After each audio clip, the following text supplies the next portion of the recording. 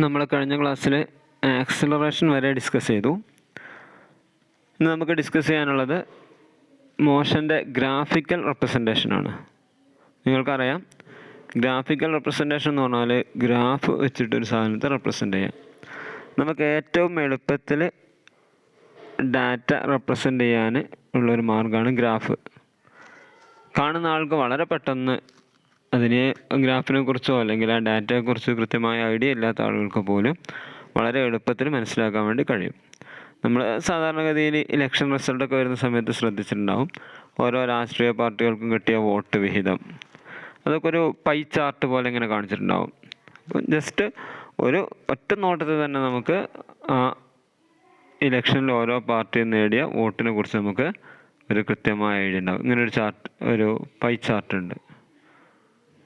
അപ്പോൾ ഓരോ പാർട്ടിയും എത്ര നേടി എന്നുള്ളത് ഇങ്ങനെ ഇതിലൊറ്റ നോട്ടത്തിൽ നമുക്ക് മനസ്സിലായത് എത്ര പെർസെൻറ്റേജ് കൊടുത്തിട്ടുണ്ടാവും. അതേപോലെ തന്നെ ബാർ ഗ്രാഫുകളുണ്ട്, നിങ്ങൾ കണ്ടത് അങ്ങനെ ബാറായിട്ട് ഓരോന്നിൽ എത്ര ഈ രീതിയിൽ നമുക്ക് റെപ്രസെൻ്റ് ചെയ്യാം. അങ്ങനെ പല രീതിയിലുള്ള ഗ്രാഫുകൾ ഉണ്ട്.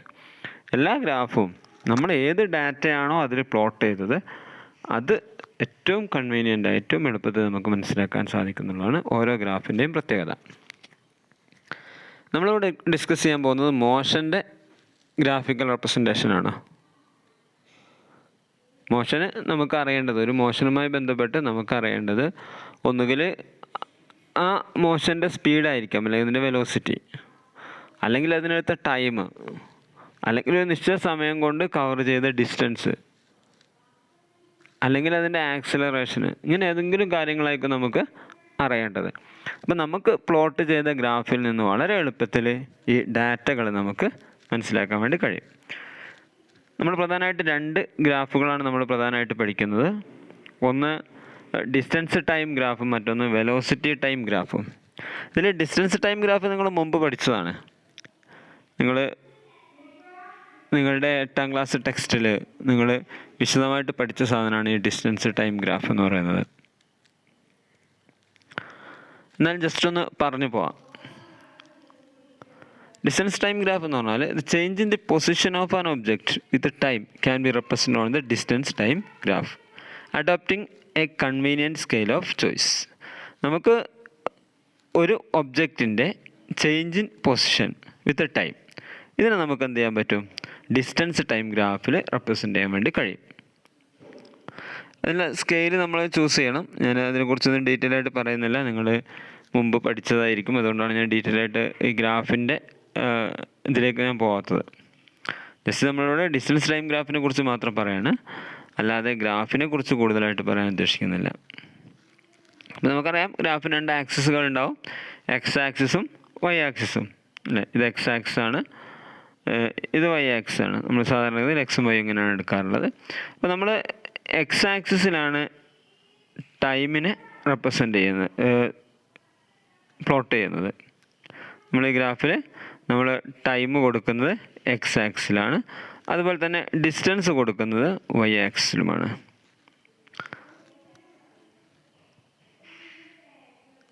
ഇനി നമുക്ക് പല രീതിയിലുള്ള ഡിസ്റ്റൻസ് ടൈം ഗ്രാഫുകൾ നമുക്ക് കിട്ടും.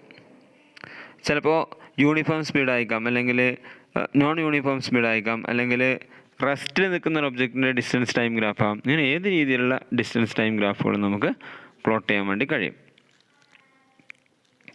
ഒരു ഒബ്ജക്റ്റ് ഈക്വൽ ഡിസ്റ്റൻസ് ഈക്വൽ ഇൻ്റർവെല്ലിനുള്ളിൽ പാസ് ചെയ്യാണ് നമ്മളതിനെ വിളിക്കുക യൂണിഫോം സ്പീഡ് എന്നാണ് അല്ലേ. യൂണിഫോം സ്പീഡ് ആൻഡ് ഈ object moves equal distance in equal interval of time. അങ്ങനെയുള്ള മോഷനെ നമ്മൾ വിളിക്കുക യൂണിഫോം മോഷൻ എന്നാണ്. അപ്പോൾ നമുക്കൊരു യൂണിഫോം മോഷൻ എന്ന് നമുക്ക് വളരെ എളുപ്പത്തിൽ ഒരു ഗ്രാഫിൽ റെപ്രസെൻ്റ് ചെയ്യാൻ വേണ്ടി കഴിയും. കാരണം ഈ ഒരു യൂണിഫോം മോഷനിൽ ആ ഒബ്ജക്റ്റിൻ്റെ ഡിസ്റ്റൻസ് ട്രാവൽഡ് എന്ന് പറയുന്നത് ടൈമിന് ഡയറക്റ്റ്ലി പ്രൊപ്പോർഷണൽ ആയിരിക്കും. അപ്പോൾ അത് ഒരു സ്ട്രെയിറ്റ് ലൈനായിട്ടാണ് നമുക്ക് കിട്ടുക. നമ്മളെ ഈ ഫിഗറിൽ കാണുന്നത് 8.3 എന്ന് പറയുന്ന ഈ ഫിഗറിൽ കാണുന്നത് ഒരു യൂണിഫോം മോഷൻ്റെ ഡിസ്റ്റൻസ് ടൈം ഗ്രാഫാണ്. അപ്പോൾ നമുക്കറിയാം ഇതൊരു സ്ട്രെയിറ്റ് ലൈനാണ് അല്ലേ, ഒരു സ്ട്രെയിറ്റ് ലൈനാണ്. അപ്പോൾ നമുക്ക് ഏത് ടൈമിൽ നമ്മൾ എടുത്താലും നമുക്ക് കൃത്യമായിട്ട് എന്ത് ചെയ്യും, ആ ടൈമിൽ ഇതെത്ര ഏത് പൊസിഷനിലാണുള്ളത് നമുക്ക് കാണാൻ വേണ്ടി പറ്റും. അപ്പോൾ ഒരു ഡിസ്റ്റൻസ് ടൈം ഗ്രാഫിൻ്റെ യൂണിഫോം മോഷനുള്ള ഡിസ്റ്റൻസ് ടൈം ഗ്രാഫാണ് നമ്മൾ ഈ ചിത്രത്തിൽ കാണുന്നത്.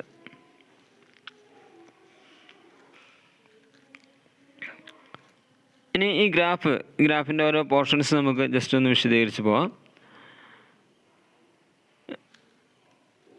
ഇതിൽ ഈ OB എന്ന് പറയുന്ന സാധനം നമുക്കറിയാം, ടൈം നമ്മൾ എക്സ് ആക്സിലാണ് പ്ലോട്ട് ചെയ്തിട്ടുള്ളത്, ഡിസ്റ്റൻസ് Y ആക്സിലാണ്. നമ്മൾ എന്നിട്ട് ഓരോ ടൈമിൽ നമുക്ക് അവൈലബിൾ ആയ ഓരോ ടൈമിലും ഏത് ഡിസ്റ്റൻസിലാണ് ഒബ്ജക്റ്റ് ഉള്ളതെന്നാണ് നമ്മളിതിൽ അടയാളപ്പെടുത്തിയത്. കുറച്ച് ഡോട്ടുകൾ കാണുന്നില്ലേ, ഈ ഡോട്ട് നമ്മൾ ഓരോ ടൈമിലായിട്ട് നമ്മൾ അടയാളപ്പെടുത്തിയതാണ്. ശേഷം നമ്മൾ വരച്ചപ്പോൾ നമുക്ക് സ്ട്രെയിറ്റ് ആയിട്ട് കിട്ടി. AB എന്ന് പറയുന്ന ഈ ഒരു OAB എന്ന് പറയുന്ന ഈ ഒരു ലൈന് നമുക്ക് കിട്ടി. OAB എന്ന് പറയുന്ന ലൈന്, ഈ ലൈനാണ് നമ്മളുടെ ഒബ്ജക്റ്റിൻ്റെ മോഷൻ സൂചിപ്പിക്കുന്ന ലൈന്.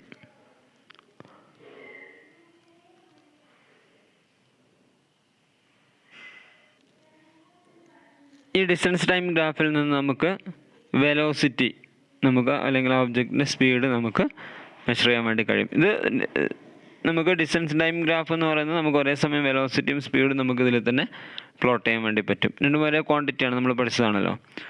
അപ്പോൾ ഈ ഗ്രാഫിൽ നിന്ന് എങ്ങനെയാണ് നമ്മൾ ഈ ഒബ്ജക്റ്റിൻ്റെ വെലോസിറ്റി മെഷർ ചെയ്യുക എന്നുള്ളതാണ്, അല്ലെങ്കിൽ സ്പീഡ് മെഷർ ചെയ്യുക എന്നുള്ളതാണ് നമ്മൾ നോക്കുന്നത്. അപ്പോൾ സ്പീഡ് മെഷർ ചെയ്യേണ്ടത് നമ്മൾ 40-60 2 സെക്കൻഡുകൾക്കിടയിൽ 2 സമയത്തിനടുക്കുള്ള സ്പീഡാണ് നമ്മൾ മെഷർ ചെയ്യുന്നത് സങ്കല്പിക്കുക. അപ്പോൾ നമ്മൾ ഈ ചിത്രത്തിൽ കാണുന്നത് പോലെ നമ്മൾ നേരെ ഇവിടത്തേക്ക് വരയ്ക്കാം. നേരെ വരച്ചു. ഓക്കെ. അപ്പോൾ നമുക്ക് കണ്ടെത്തേണ്ടത് ഈ ഒരു ടൈമിലുള്ള സ്പീഡാണ് കണ്ടെത്തേണ്ടത്. അപ്പോൾ അങ്ങനെ വരച്ചതിന് ശേഷം ഇവിടെ നിന്ന് നേരെ നമ്മളുടെ Y ആക്സിലേക്ക് ഇതേപോലെ വരയ്ക്കാം. അപ്പോൾ ഇങ്ങനെ ഒരു സാധനം കിട്ടും. ഓക്കെ, ഇങ്ങനെ ഒരു സാധനം നമുക്ക് കിട്ടി. അപ്പോൾ ഇതിൽ നമ്മൾ ഈ ഒരു സമയം കൊണ്ട് സഞ്ചരിച്ച ദൂരം കാണാൻ എന്ത് ചെയ്താൽ മതി, ഈ S1 കുറച്ചാൽ മതി അല്ലേ. ഈ S2 മൈനസ് S1 എന്ന് പറയുന്നതാണ് ഈ ഒരു സമയം കൊണ്ട് സഞ്ചരിച്ച ഡിസ്റ്റൻസ് എന്ന് പറയുന്നത്. ഈ ഒരു സമയം, ഇതിന് എടുത്ത സമയം എന്ന് പറയുന്നത് T2 മൈനസ് T1 ആണ്. T2 minus T1.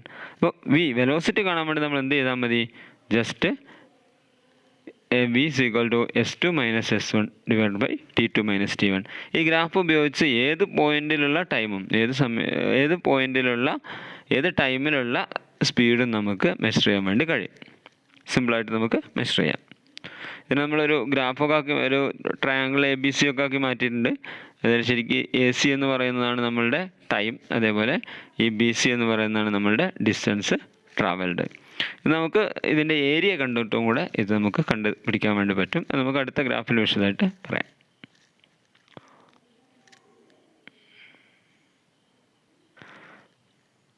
അടുത്ത് നമ്മൾ കണ്ടത് ഒരു യൂണിഫോം മോഷൻ ഇതാണ്. ഇനി ആക്സിലറേറ്റഡ് മോഷൻ ആണെങ്കിൽ, നോൺ യൂണിഫോം മോഷൻ ആണെങ്കിൽ അതിൻ്റെ ഗ്രാഫ് ഈ രീതിയിലാണ് ഉണ്ടാവുക. അപ്പോൾ ഇത് നേരത്തെ നമ്മൾ ഇങ്ങനെ ഒരു സ്ട്രെയിറ്റ് ലൈൻ ആയിട്ടായിരുന്നു പോയിരുന്നത്. ഇവിടെ അങ്ങനെയല്ല. ഇവിടെ ആദ്യമൊക്കെ സമയത്തിനനുസരിച്ച് ഡിസ്റ്റൻസിലുണ്ടാകുന്ന മാറ്റം കുറവായിരുന്നു.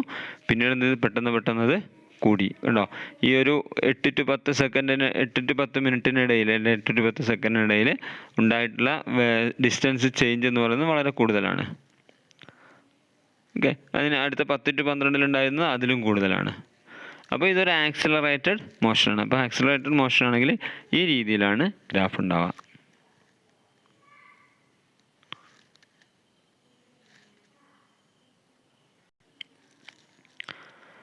ഇത്രയാണ് ഡിസ്റ്റൻസ് ടൈം ഗ്രാഫുമായി ബന്ധപ്പെട്ട് പറയാനുള്ളത്.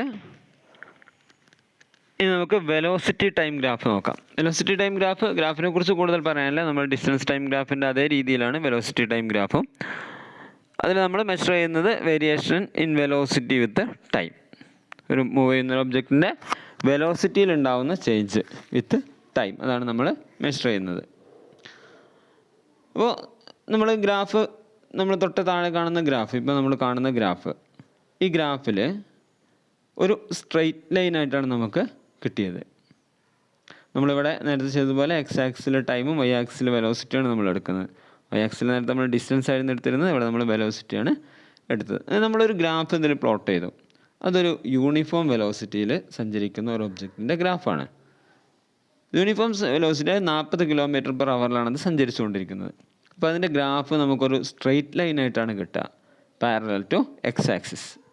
എക്സ് ആക്സിസിന് പാരലായിട്ടുള്ള ഒരു സ്ട്രെയിറ്റ് ലൈനാണ് നമുക്ക് വെലോസിറ്റി ടൈം ഗ്രാഫിൽ. വെലോസിറ്റി ഒരു കോൺസ്റ്റൻറ്റ് വെലോസിറ്റി ആണെങ്കിൽ നമുക്ക് കിട്ടുക.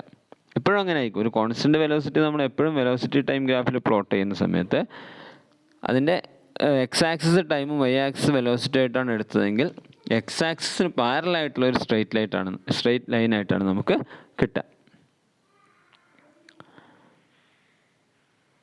നമ്മൾ ഈ ഒബ്ജക്റ്റ് യൂണിഫോം വെലോസിറ്റിയിൽ മൂവ് ചെയ്യുമ്പോൾ മാത്രമാണ് നമ്മൾ പറയുന്നത് കേട്ടോ. ഇപ്പോൾ നമ്മൾ 40 km/h, അതായത് 40 km ആണ് ഇതിൻ്റെ ഹൈറ്റായിട്ട് വരുന്നത്. പിന്നീട് ഒരു ഒറ്റ സ്ട്രെയിറ്റ് ലൈനായിട്ട് നമുക്കത് കിട്ടും. അതേസമയം നമുക്ക് മറ്റ് ഇതിലെ വേരിയബിൾ വെലോസിറ്റി ഒക്കെയാണ്, അതിനനുസരിച്ച് ഗ്രാഫിൽ വ്യത്യാസങ്ങൾ വരും. ഇനി ഡിസ്പ്ലേസ്മെൻ്റ് എന്ന് പറയുന്നത് എന്തായിരുന്നു? വെലോസിറ്റി ഇൻറ്റു ടൈമാണ് അല്ലേ? വെലോസിറ്റി ഇൻറ്റു ടൈമാണ് ഡിസ്പ്ലേസ്മെൻറ്റ്. യൂണിഫോം വെലോസിറ്റിയിൽ സഞ്ചരിക്കുന്ന ഒബ്ജക്റ്റ് ആണെങ്കിൽ വെലോസിറ്റി ഇൻറ്റു ടൈമാണ്. അപ്പോൾ ഈ വെലോസിറ്റി ഇൻറ്റു ടൈം ഈ ഗ്രാഫിൽ നമ്മൾ കാണുന്നത്, നമ്മൾ ഈ ഏരിയ നമുക്ക് ഏത് ടൈമിലാണോ കണ്ടുപിടിക്കേണ്ടത് ആ ഏരിയയാണ് നമ്മളിവിടെ കാണുന്നത്. അപ്പോൾ ഇവിടെ നമുക്ക് ഈ T1 ഇൻറ്റു T2 അതായത് CD ഈ 2 പോയിൻറ്റുകൾക്കിടയിലുള്ള ഡിസ്പ്ലേസ്മെൻ്റ് ആണ് കണ്ടെത്തേണ്ടതെന്ന് വിചാരിക്കാം. അങ്ങനെയാണെങ്കിൽ നമ്മൾ ചെയ്യുന്നത് ഇതേപോലെ വരയ്ക്കും. ഇതിൽ കാണുന്ന പോലെ ഷെയ്ഡഡ് ഏരിയ കാണുന്നുണ്ടല്ലോ. ഈ ഷെയ്ഡഡ് ഏരിയയുടെ ഏരിയ കണ്ടെത്തി കഴിഞ്ഞാൽ നമുക്ക് ഡിസ്പ്ലേസ്മെൻറ്റ് കിട്ടും. ഡിസ്പ്ലേസ്മെൻ്റ് എന്ന് പറഞ്ഞാൽ വെലോസിറ്റി ഇൻറ്റു ടൈമാണ്. അപ്പോൾ അത് കാണാൻ വേണ്ടി നമ്മളിവിടെ ആകെ ചെയ്യേണ്ടത് ഈ ഷെയ്ഡഡ് ഏരിയ, ഏത് ഏരിയ ആണോ നമുക്ക് കണ്ടെത്തേണ്ടത്. അപ്പോൾ നമ്മളിവിടെ CD എന്നുള്ള ഈ ഒരു ഏരിയയാണ് നമുക്ക് കാണേണ്ടത്. നമ്മൾ ഷെയ്ഡ് ചെയ്ത് വെച്ചെന്ന് മാത്രം. അപ്പോൾ ഏത് ഏരിയ ആണോ കാണേണ്ടത് ആ ഏരിയ കണ്ടാൽ മതി, ഗ്രാഫിൽ ആ ഏരിയ കണ്ടാൽ മതി. ഏത് ടൈമിനുള്ളിലാണോ നമുക്ക് വെലോസിറ്റി ഒബ്ജക്റ്റിൻ്റെ ഡിസ്പ്ലേസ്മെൻറ്റ് കണ്ടെത്തേണ്ടത്, അപ്പോൾ ആ ആക്സിസിന് നമ്മൾ നേരെ മുകളിലേക്ക് വരയ്ക്കുന്നു. അപ്പോൾ കിട്ടുന്ന ഒരു ഏരിയ, അതിൻ്റെ ഏരിയ കണ്ടെത്തി കഴിഞ്ഞാൽ നമുക്ക് നമ്മളുടെ ഡിസ്പ്ലേസ്മെൻറ്റ് കിട്ടും. അപ്പം ഇവിടെ ഈ ഗ്രാഫിൽ വളരെ സിമ്പിളാണ്. ഈ ഗ്രാഫിൽ നമുക്ക് ഈ ഏരിയ കണ്ടെത്തിയാൽ മതി, ABCD എന്നുള്ള ഏരിയ. ഓക്കെ, ABDC അല്ലെങ്കിൽ ACDB ഈ ഒരു ഏരിയ കണ്ടെത്തി കഴിഞ്ഞാൽ നമുക്ക് ഡിസ്പ്ലേസ്മെൻറ്റ്, ഇതൊരു റെക്റ്റാങ്കിളാണ്, വളരെ എളുപ്പത്തിൽ CD ഇൻറ്റു BD അല്ലെങ്കിൽ AC ഇൻറ്റു AB ഏത് രീതിയിലാണെങ്കിലും നമുക്ക് കണ്ടെത്താം. അങ്ങനെ കണ്ടെത്തി കഴിഞ്ഞാൽ നമുക്ക് ഈ ഗ്രാഫിൻ്റെ ഈ സമയം കൊണ്ട്, ഈ വെലോസിറ്റി ടൈം ഗ്രാഫിൽ നിന്ന് നമ്മൾ എടുത്ത ടൈം കൊണ്ട് ഒബ്ജക്റ്റ് കവർ ചെയ്ത ഡിസ്പ്ലേസ്മെൻറ്റ് ഡിസ്റ്റൻസ് നമുക്ക് കിട്ടും. ക്ലിയർ ആണല്ലോ? അതിൻ്റെ ഒരു ഡീറ്റെയിൽ ആണ് ഇവിടെ ടെക്സ്റ്റിൽ കൊടുത്തിട്ടുള്ളത്. AC into DC 40 km into T2 minus T1. സിമ്പിളാണ്, ജസ്റ്റ് മനസ്സിലാക്കിയാൽ മതി. അതായത് ഏരിയ, നമ്മുടെ ഏരിയ നമുക്ക് ചിലപ്പോഴൊന്നും റെക്റ്റാങ്കിൾ ആയിക്കൊള്ളുന്നില്ല, ചിലപ്പോൾ സ്ക്വയർ ആവാം, ചിലപ്പോൾ അത് ട്രയാങ്കിൾ ആവാം, ചിലപ്പോൾ ട്രപ്പീസി ആവാം, ചിലപ്പോൾ കുറേ അധികം സ്ക്വയറുകളോ ട്രയാങ്കിളുകളോ ഒക്കെ ആയിട്ട് നമുക്ക് കിട്ടാം. പല രീതിയിൽ നമുക്ക് കിട്ടാം. അപ്പോൾ ഇത് കോൺസ്റ്റൻറ്റ് വെലോസിറ്റിയിൽ, അതായത് ആക്സലറേഷൻ 0 ഉള്ള കേസിലാണ്. ഇനി അതേസമയം നമുക്ക് യൂണിഫോമിൽ ആക്സലറേറ്റഡ് ആണെങ്കിൽ നമുക്ക് എന്ത് ചെയ്യാൻ പറ്റും, ഇതേപോലെ കണ്ടെത്താം. അതേപോലെ യൂണിഫോം ആക്സലറേഷൻ നമുക്കൊരു സ്ട്രെയിറ്റ് ലൈനായിട്ടാണ് നമുക്ക് കിട്ടുക. ഇനി അല്ല, നമുക്ക് വേണമെങ്കിൽ നോൺ യൂണിഫോം ആക്സലറേഷൻ ഏത് രീതിയിൽ വേണമെങ്കിലും നമുക്ക് കണ്ടെത്താം. അപ്പോൾ ഇത് നമ്മൾ നേരത്തെ ഈ ഗ്രാഫിൽ കാണിച്ചിട്ടുള്ള ഈ ഒരു ടേബിളിൽ കാണിച്ചിട്ടുള്ള ഡാറ്റ പ്ലോട്ട് ചെയ്ത ഗ്രാഫാണ്. ഇതിൽ നമുക്ക് കണ്ടെത്തേണ്ടത്, നമ്മൾ ഏരിയ കണ്ടെത്തുന്ന സമയത്ത് നമ്മളൊരു റെക്റ്റാങ്കിളിൻ്റെയും ഒരു ട്രയാങ്കിളിൻ്റെ ഏരിയ കണ്ടെത്തേണ്ടി വരും. ഓക്കെ, അതായത് ഈ രീതിയിലാണ് നമുക്ക് കിട്ടുക. നമുക്ക് മെഷർ ചെയ്യേണ്ടത് BC എന്ന് പറയുന്ന ഈ ടൈമിലുണ്ടാവുന്ന ഡിസ്പ്ലേസ്മെൻ്റ് ആണ്. അത് മെഷർ ചെയ്യാൻ വേണ്ടിയിട്ട് നമ്മൾ നേരെ മേലോട്ട് വരച്ച് കഴിഞ്ഞാൽ നമുക്ക് ഇങ്ങനെ ഒരു ട്രപ്പീസിയാണ് കിട്ടുക. ട്രപ്പീസ് തവണ നമ്മൾ ഒരു ട്രയാങ്കിളും ഒരു സ്ക്വയറും ആക്കിയിട്ട് നമ്മൾ ഡിവൈഡ് ചെയ്യുന്നു. എന്നിട്ട് ഈ സ്ക്വയറിൻ്റെയും ഈ ട്രയാങ്കിളിൻ്റെ ഏരിയ കണ്ടു കഴിഞ്ഞാൽ ടോട്ടൽ ഈ ടൈം കൊണ്ട് കവർ ചെയ്ത ഡിസ്റ്റൻസ് അല്ലെങ്കിൽ ഡിസ്പ്ലേസ്മെൻറ്റ് നമുക്ക് കണ്ടെത്താൻ വേണ്ടി കഴിയും. അതുപോലെ തന്നെ നമ്മുടെ ആക്സലറേഷൻ എന്ന് പറയുന്നത് വേരിയബിൾ ആക്സലറേഷൻ ആവും. കോൺസ്റ്റൻറ്റ് ആക്സലറേഷൻ ആണ് ഈ രീതിയിൽ കിട്ടുക. ഇനി ചിലപ്പോൾ അത് വേരിയബിൾ ആക്സലറേഷൻ ആവാം. ഇപ്പോൾ നിങ്ങൾ ടെക്സ്റ്റിൽ പറഞ്ഞതൊക്കെ ഞാൻ കൂടുതൽ വിശദീകരിച്ച് പോകുന്നില്ല. അത് റെക്റ്റാങ്കിളിൻ്റെ ഏരിയയും അതേപോലെ ട്രയാങ്കിളിൻ്റെ ഏരിയയും. റെക്റ്റാങ്കിളിൻ്റെ ഏരിയ ആണ് AB ഇൻറ്റു BC, ട്രയാങ്കിൾ ആണെങ്കിൽ ഹാഫ് ഇൻറ്റു BH എന്നുള്ള ഇക്വേഷൻ നമ്മൾ ഉപയോഗിക്കുന്നു, half into AD into DE. കൂടുതൽ നിങ്ങൾക്ക് അറിയാവുന്ന കാര്യം ആയതുകൊണ്ടാണ് കൂടുതൽ ഡീറ്റെയിൽ ആയിട്ട് പോകാത്തത്. ഇത് ഒക്കെ വെലോസിറ്റി ടൈം ഗ്രാഫാണ്. വേരിയബിൾ വെലോസിറ്റീസാണ്, വേരിയബിൾ ആക്സലറേഷനാണ്. ആക്സലറേഷൻ ഇപ്പോൾ നമ്മൾ ഈ ഗ്രാഫിൽ കാണിച്ചിട്ടുള്ളത് ഒരു ഡീസലറേഷനാണ്. വെലോസിറ്റി എന്ന് പറഞ്ഞാൽ ടൈമിനനുസരിച്ച് വെലോസിറ്റി കുറഞ്ഞു വരിക. നമ്മൾ ഓടിക്കൊണ്ടിരിക്കുന്ന ഒരു വാഹനത്തിന് ബ്രേക്ക് അപ്ലൈ ചെയ്യുമ്പോൾ നമുക്ക് ഈ ഒരു ഇത് കാണാൻ പറ്റും. ഇത് വെലോസിറ്റി ടൈമിനനുസരിച്ച് കൂടുന്നു കുറയുന്നു. പിന്നെ ഇങ്ങനെയുള്ളൊരു ഗ്രാഫിൻ്റെ ഏരിയയാണ് നമ്മൾ കാണേണ്ടതെങ്കിൽ നമ്മൾ ഇതിൽ ടോട്ടൽ ഇങ്ങനെ വരയ്ക്കേണ്ടി വരും. എന്നിട്ട് ട്രയാങ്കിൾ, റെക്റ്റാങ്കിൾ, ഓക്കെ, ഇങ്ങനെ പല രീതിയിൽ നമ്മൾ കാണേണ്ടി വരും. ഓക്കെ, കുറേ അധികം ട്രയാങ്കിളും റെക്റ്റാങ്കിളും ഒക്കെ വരച്ചിട്ട് വേണ്ടി വരും നമ്മൾ ഏരിയ കണ്ടെത്താൻ വേണ്ടി. ഇനി ഗ്രാഫ് പേപ്പറാണെങ്കിൽ നമുക്ക് ഇതിൽ എളുപ്പത്തിൽ ഇതിലെ ഗ്രാഫിൻ്റെ ബോക്സുകൾ എണ്ണിയിട്ട് നമുക്ക് ഏരിയ കണ്ടെത്താൻ വേണ്ടി കഴിയും. ഇനി അടുത്ത ക്ലാസ്സിൽ നമുക്ക് പഠിക്കാനുള്ളത് ഇക്വേഷൻസ് ഓഫ് മോഷനാണ്. ഗ്രാഫിക്കൽ മെത്തേഡ് വെച്ചിട്ട് എങ്ങനെയാണ് ഇക്വേഷൻസ് ഓഫ് മോഷൻ കണ്ടെത്തുന്നതാണ് അടുത്ത ക്ലാസ്സിൽ പഠിക്കാനുള്ളത്.